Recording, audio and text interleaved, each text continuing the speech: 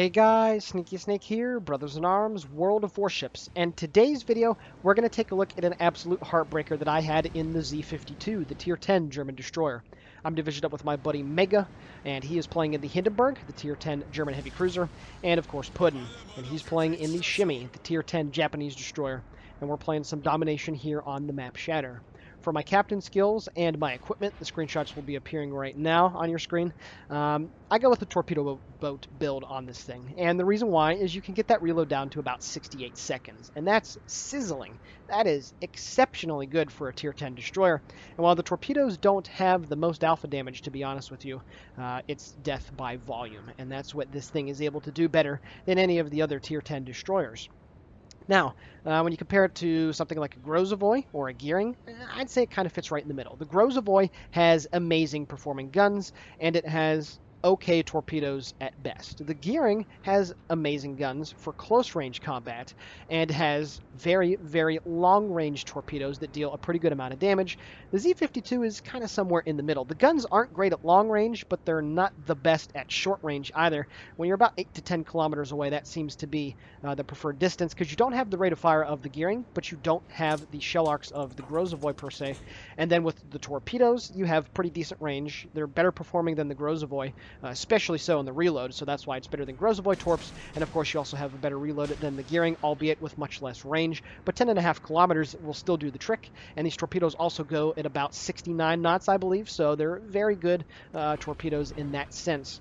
But of course, the main selling point is the hydroacoustic. As I pop it, you can see 2 minutes and 25 seconds this hydro is going to be active for. And as you saw in my pictures of my equipment, I of course run the increased hydroacoustic equipment piece. So what that means is that the duration on this is absolutely ridiculous. Now, I do get detected by the Gearing. He appears at 5.7 kilometers, and you can see that my hydroacoustic is picking him up right now. So he has to turn away to get away from me, but for some reason he is just sitting right out in the open and not really doing much of anything to try to turn away from me. And this is a huge, huge mistake. You can see he is still detected even as I did pop my smoke screen, and he's losing a totally unnecessary amount of hit points right here. But I was also playing that at the objective correctly, i.e. my positioning. I was, somewhat concerned. You saw on the enemy team's lineup there was a Chapayev that was right there over at D2, so I wanted to go into the cap at A, but have an immediate plan to get out in case one of the radar cruisers showed up, and that's exactly what happened. So that's why I'm now going to circle back around. Mega is going to be able to go into my smoke screen and use it, and I am going to get back on the A cap. But now that I know that I pushed the Gearing away because he lost a crap load of hit points from me and some of my other friends, I'm going to be able to get this cap virtually uncontested at this point, so that's a very good thing. My hydro also picks up those torpedoes from a very, very long distance away. You can see that there's 10 of them right there, but regardless of that, my friends that are off to the southwest of me have no chance really of getting hit by those because they get detected from such a long distance away. And as for the actual detection numbers, about 5.9 kilometers for ship detectability and around 4.4 kilometers for torpedo detection capability with this thing. And it's fantastic, to be honest with you. You just detect torpedoes at such a long distance away that unless you're completely distracted and you get torpedoed at some random angle, there's really no possibility to eat a torp in this thing. You really do have to be caught in a very strange position to get surprised by them. So what does that mean that the Z-52 should do in a game? Well, it's one of the best, if not the best, cap contester. Now, of course, I did say earlier that the Gearing is better at it, at least in terms of its guns. But this hydroacoustic, like I said, stretches out for such a long range that you can bully any destroyer off of a cap without any problem whatsoever, regardless if you have a radar cruiser to help you out. So at this point in the game, it's 306 to 339. I have since captured Objective Alpha. Our friendly Azumo manages to take care of the Hipster, so we are now in the points lead, which is very nice. The enemy team has a few ships over here at A. There's obviously the Chapayev, the Monarch, a Yamato, and a Gearing, which was spotted over here, and another destroyer which did drop torpedoes from that azimuth just off to my right side. However, the majority of the enemy team is pushing through the objective at Charlie. And you can see that our entire team, for the most part, is moving over here to the western side of the map. Actually, our entire friendly team is moving west of the delineation between the 5 and the 6 lines. So, when you're playing random battles, especially domination, and your team is all bunched up at one cap or two, It's not necessarily a bad thing because it's a lot easier to focus fire, but you do have to be very careful because if the enemy team does encircle you and get shots on you from different angles, then you're going to be kaput really, really quickly. So I'm out here doing what destroyers should do, spotting. It's one of the most important, if not the most important thing that you can do in a destroyer that has lots of concealment, and this thing certainly is no slouch, 6.1 kilometers, and right there I spotted 15 different torpedoes that were coming in towards our friendly's position, so they really shouldn't have too much trouble evading those deadly fish. And you can see there, yep, looks like Mega will be able to be okay, I think. Yeah, he is good. He slivers right in between the gaps, in between those metal fishes. So at this point, my hydroacoustic is still on cooldown. I got about 30 seconds left, and that's one of the key things in German destroyers, managing your hydroacoustic and your smokes. And the thing about German DDs is that since they have smoke screens that last for such a little amount of time, your hydroacoustic duration actually exceeds the length of time that your smoke screen will be deployed and then active for. So being able to juggle those two things is exceptionally important. And if you're not able to do that, then you're going to put yourself in positions where your hydroacoustic will be able to spot torpedoes, but you can't get away from enemy ships that will be shooting at you, and vice versa. Going onto a cap without the benefit of hydroacoustic but a smoke screen to boot is, well, basically being like any other destroyer in the game. And it's something that you shouldn't do because you're not able to take advantage of the one big advantage that you have. So definitely using them in the right situations and at the right time is important. Now, as I say that, I have not used my smoke screen. However, right here, I am going to slow down and I'm going to get some shots here at the enemy key. Well, at least, yep, there we go. I use my smoke screen because I figured that this guy is going to stay about in, and I switched to the high explosive, and I'm going to try to help and burn this key down. So at this point, it's 449 to 382. The friendlies have moved into Bravo. It is being contested. We do have control of it. However, the enemy team will try and get on that objective. You can see an enemy Missouri and a Baltimore are going to make their way into the cap, and that's very bad news for me because, of course, both of those American ships have radar. So it's not looking too good for our chances at continuing to hold Bravo, but we're going to see what we can do here. The key takes a massive hit. That is one of the few battleships at the high tiers that doesn't have a citadel that is at least at or if not below the waterline. So when that thing presents a broadside, it takes massive amounts of damage. You can also see my hydroacoustic yet again collecting more torpedoes detected, which is a very nice thing. Helps my team very much so. But at this point, there's going to be a very, very strange play made by the friendly Baltimore, which is just off my bow, Glenn Grant over there.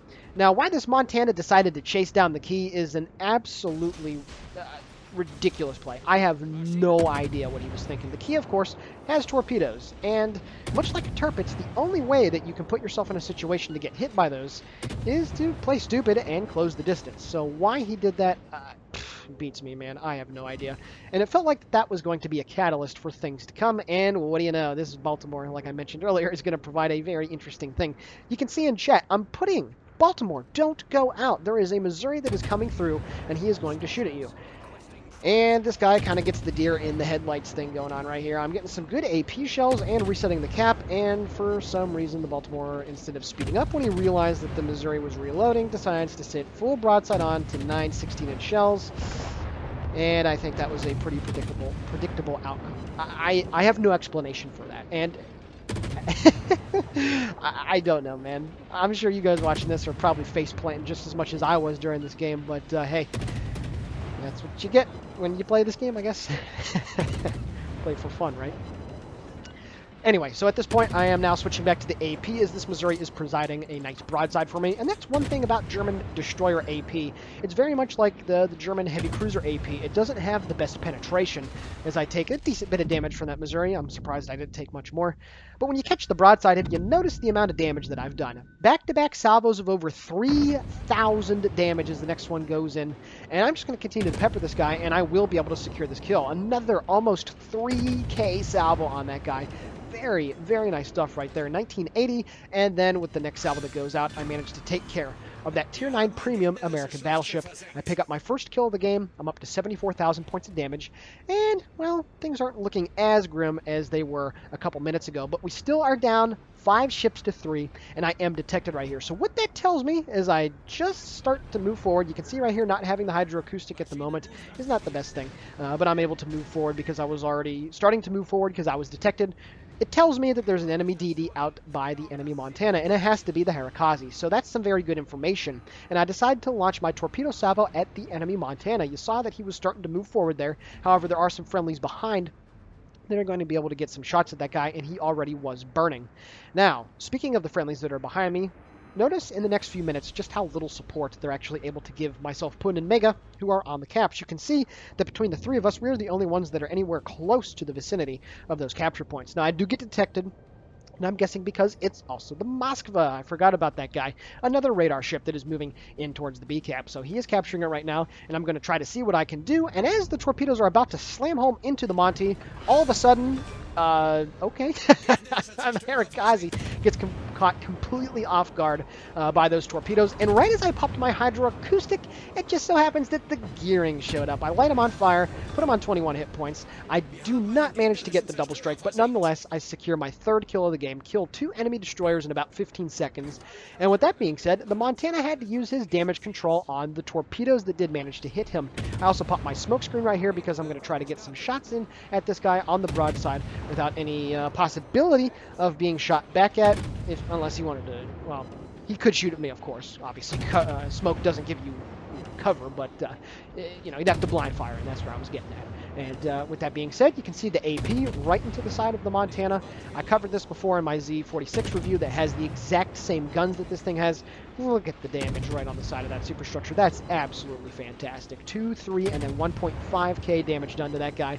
More AP going in. His fate has been sealed, and it's just a question of whether it's the fire or my AP. I did almost 4,000 damage right there on that last AP salvo, but the fires did take care of him. And at this point, we have retaken the lead. The enemy team has 6 ships, and we have 7. It's 557 to 519. My hydroacoustic continues to spot not only the Baltimore, but also the Monarch. And because that Baltimore is spotted, he's going to make a very dumb play, but one that I am not honestly expecting him to make. Now, I do get detected right here again. I'm guessing that this is the Baltimore's radar instead of the Moskva's. They are cycling it through. I still got 50 seconds left, however, on the hydroacoustic, so those guys are not able to get away from me. And you can see my buddy Mega has been getting some good shots at those 2 cruisers, but because I'm getting a little too cheeky here and trying to get some damage on the enemy Monarch, which moved in. Yeah, that was the Monarch.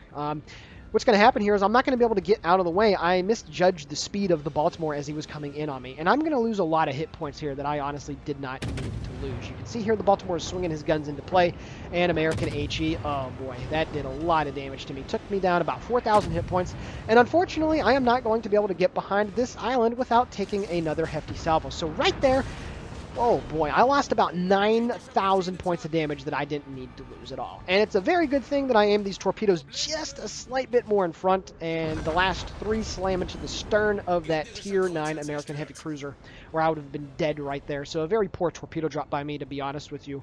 But with that being said, at this point, it's now 6 versus 5. We're still doing okay, but there's a full health Moskva over there.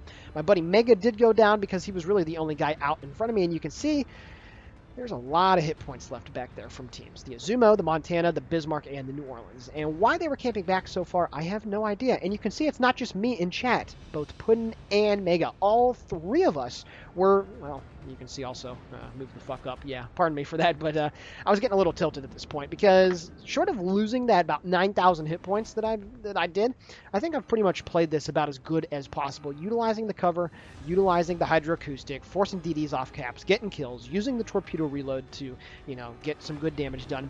And we're still in this situation where we're now losing the game, and they have 2 of the 3 caps. Now, this one coming up right here, it's a calculated risk. I don't necessarily want to say it's a mistake, but it's definitely a calculated risk. I'm going to try to sneak out just past the edge of the island and drop torpedoes around the corner at the Moskva, who appears to be backing up. However, I peek around the corner a little bit too slowly, and right here, I'm going to drop my torpedoes, but I take a couple AP shells. Luckily for me, it was the armor-piercing shot that was coming in from the Moskva. I'm left on 1,008 hit points. I should have about 8,000 to work with here, but I digress. I still am alive. I could, excuse me, pardon me for that. I can still provide hydroacoustic in 22 seconds. Now you can see that the Bismarck is finally moving up. The Montana is finally moving up, and my torpedoes are actually going to slam home into the Moskva. I land 2 torpedoes on that guy, force 2 floods, pick up the Confederate as well, and he did flood there for a quick second, so I'm calling for shots on this Moskva. Now, unfortunately, my buddy Putin did die over there from the enemy gearing. I'm not sure exactly how that happened, as I was a bit paying too much attention to my own predicament at the moment, but at this point, the Bismarck, the friendly Bismarck that is trying to get back on the A-cap, and there is the gearing. Indeed, he does get detected, probably from the Bismarck's hydroacoustic, I'm guessing. Or maybe not. No, the Bismarck does not have his hydro up. He just strayed a little bit too close for comfort. But it's taking my teammates such a long time to move up into and help me out at this cap. And all the more, you can see that the enemy Monarch was last spotted heading around the corner, so he's going to try to get some flanking shots on my friendlies. And any second now, the Bismarck is also going to go down. So a game that honestly, really, we should not have lost is looking more grim and grim as we continue to watch this replay together.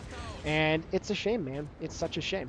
I now make a very ballsy play right here. I'm trying to get behind this Montana. Hopefully his superstructure will be able to block the shells. Fortunately for me, the Moskva made a rather bad attempt at me. Granted, I did come out very fast from the island, and he only had a couple seconds to shoot at me, so that's a-okay. The Bismarck is gunning down the gearing to a decent degree. However, the Yamato was also getting some shots at him, hit him pretty decently, and then the gearing finished him off with his shells. And now at this point, for some reason, this Montana is sitting bow in instead of trying to charge down the Moskva and open up just enough broadside to be able to shoot him with all of his guns and shooting at the bow. I have no idea. You can see that why I was really tilted at the situation. So I realized that at this point, ACT score from absolute territory, they play supremacy. He's a very good player. I feel I got to make a ballsy play right here just to try and get a kill. So I want to launch some torpedoes just behind him and then some others that aren't as far behind him. And I open up. Is this a desperation or a stupid play? Chances are yes. But I was just trying to make something happen here. Hopefully I can kill this Monarch. His dispersion is terrible, but one of the shells manages to hit me, so what do you know? RNG coming in handy right there. And I will be able to secure the kill here on this guy as my torpedo slams right into the rear of his ship. I pick up the Kraken, and it's just a flesh wound as well. But unfortunately, the Montana is about to kick the bucket. There we go. And that ends a frustrating game here on Shatter. Alrighty, guys, taking a look now at the post-battle results. 723,000 credits received and 2.7k base EXP. I picked up Devastating Strike, Confederate, Kraken Unleashed, and It's Just a Flesh Wound. This was an older replay, because you can see all of the 2-year anniversary events, medals that were going on that I earned. I did 187,000 points of damage off of 225 shell hits and 11 torpedo hits. I sank 5 ships, shot down 1 plane, had 2 base defense ribbons, and had 1 assisted base capture. Taking a look at the team score, 1,779 base EXP on the losing effort. That is a fantastic result. My buddy Mega had 1 kill and 1,092 base EXP of his own. Putin didn't have the best of games, but he still was out there spotting torpedoes, trying to be the good scout that he is and the very good team player that he is. And a very underwhelming performance by the team, to be honest with you. And I know you're probably thinking, oh, Sneaky, you're being an elitist. You're just blaming the team for everything. Well, I'll be honest with you. When you have 4 ships, a couple of them top tier that are sitting behind you just chilling back there, I mean, what else can I really say here? If we had more support on the B cap, we would have won this game. There is really nothing else that I can say. The Monarch didn't have many hit points left to work with, and it's effing frustrating, to be honest with you. Taking a look at the detailed report, 86,000 damage done with the main battery, 97,000 damage done with the torpedoes, and a few more thousand done with the flooding and the fire. Yeah, I had 60 of the 120 capture points and also 53 of the 121 defense points. So that's very nice stuff right there, especially in your destroyers. But again, this was a very frustrating game that we indeed ended up losing. So with that being said, I hope you guys enjoyed this replay. Please consider giving the video a like, commenting on it, or possibly subscribing to the channel. All of it is very much appreciated. And with that being said, the Sneaky Snake for Brothers in Arms World of Warships signing off. Guys and gals, have a great day.